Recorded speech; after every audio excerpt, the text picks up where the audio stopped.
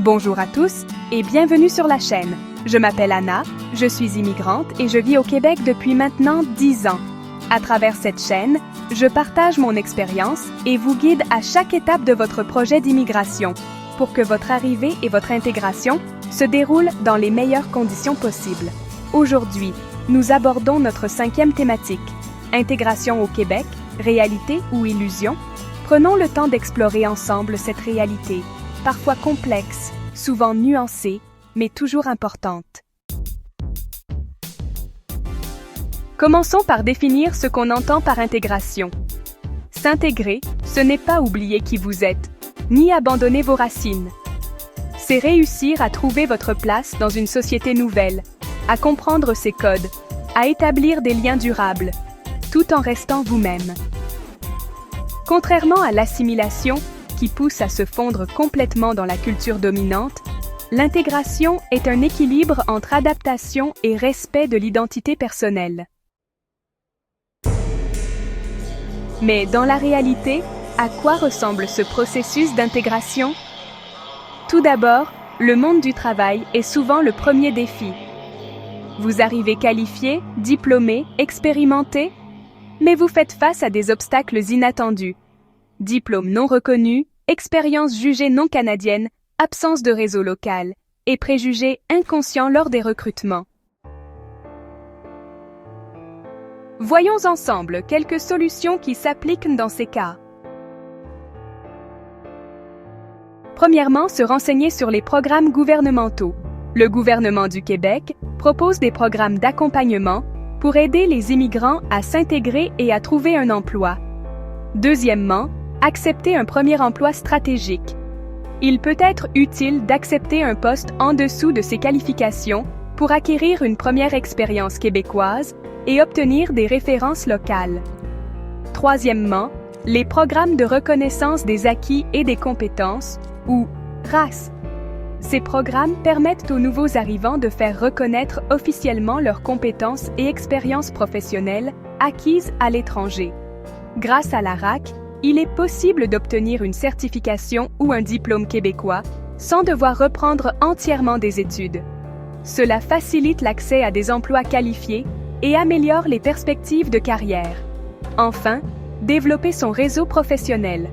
Le réseautage est essentiel au Québec. Participer à des événements, rejoindre des groupes professionnels et utiliser LinkedIn peuvent t'aider à trouver des opportunités.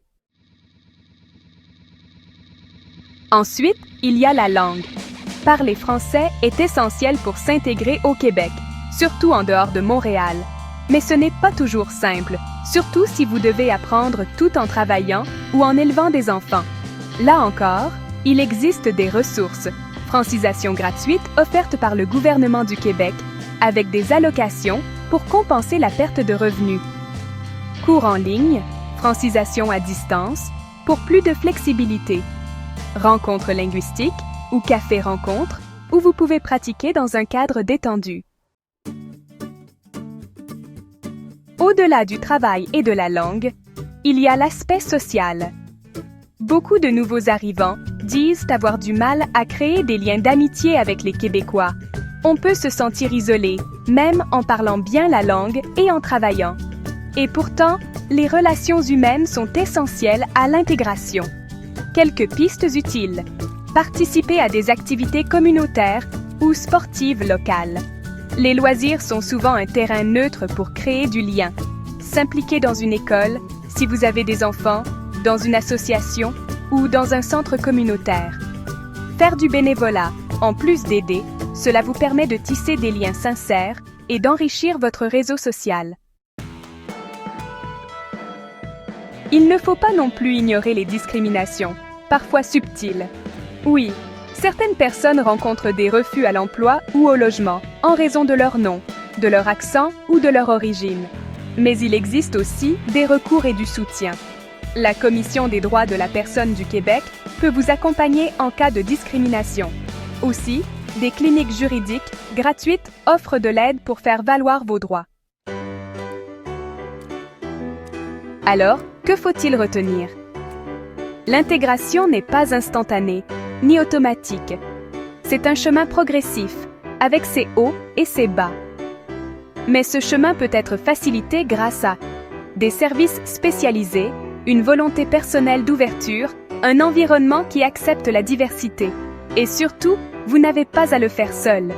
Des milliers d'immigrants sont passés par là avant vous, et beaucoup ont réussi à bâtir une vie épanouie ici. Le Québec a besoin de vous, de vos talents, de vos idées.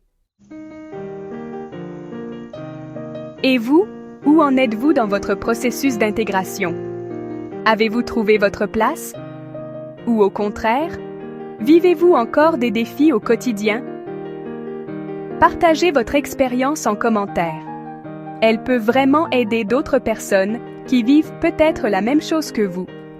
Merci pour votre écoute.